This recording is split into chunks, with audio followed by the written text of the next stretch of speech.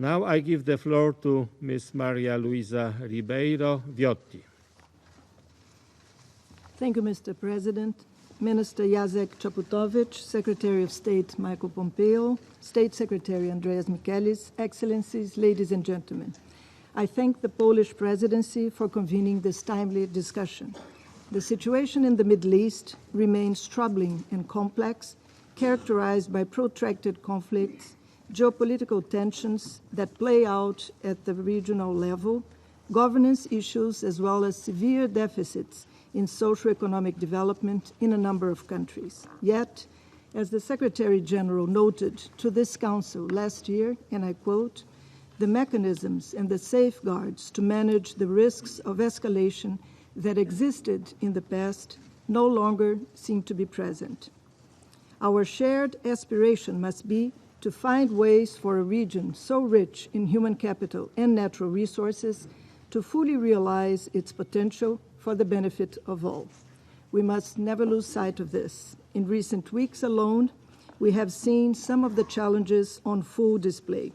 The series of incidents in the Strait of Hormuz and adjacent waterways have raised tensions to dangerous levels. It is crucial that the rights and duties related to navigation are respected in accordance with international law.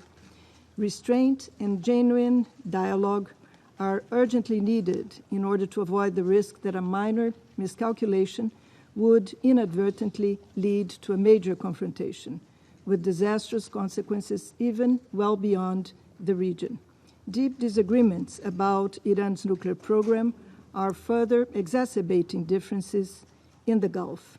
Notwithstanding the concerns about it, the Joint Comprehensive Plan of Action remains the only agreed international framework to address Iran's nuclear program.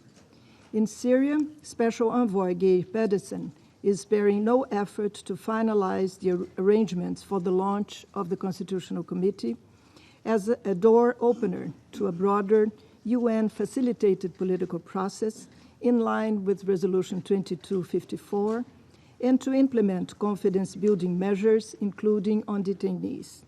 However, the United Nations is concerned that the ongoing hostilities in northwest Syria may risk undermining the Special Envoy's efforts to revive the political process. In Yemen, the United Nations continues to provide desperately needed life-saving humanitarian assistance, while Special Envoy Martin Griffiths remains engaged in efforts to implement the Hodeidah Agreement. We hope that this will lead to broader and fully inclusive discussions on ending the conflict. And the Israeli-Palestinian conflict remains the longest-standing issue on the UN peace and security agenda. A just solution acceptable to both sides is essential for the future of the whole region. The United Nations remains ready to support efforts towards allowing Palestinians and Israelis to live in two democratic states side by side in peace and within secure borders and recognized borders based on relevant United Nations resolutions. As in other regions, realizing the promise of full respect for human rights, fundamental freedoms, and international humanitarian law requires commitment and bold action, especially with a view to ending conflict, addressing the root causes of violence, and sustaining peace. In the same vein, tackling the threat of terrorism and violent extremism must simultaneously address security concerns and uphold international human rights obligations. Accordingly, accelerating the implementation of the 2030 Agenda for Sustainable Development is intrinsically linked to conflict resolution and prevention. Inclusive growth, environmental sustainability, gender equality, and opportunities for young people are all key aspects of durable solutions. There have been some notable gains in gender equality in recent years, including substantial increase in literacy and education and access to health services. Yet, equal opportunities remain limited and gender-based violence is still widespread. Greater participation of women in governance and economic activities would not only improve family income and national economies, but also reduce vulnerabilities to socioeconomic shocks and liberate enormous potential. While equality before the law is gradually gaining ground, there is still a long way to go in a number of situations in amending discriminatory laws and ensuring more representative participation in parliaments and leadership in political and public life more generally. In conflict-affected countries, we know how crucial it is that women are able to play a meaningful role in peace processes. Indeed, women's equal participation is directly correlated with more sustainable peace. Yet, women continue to be marginalized.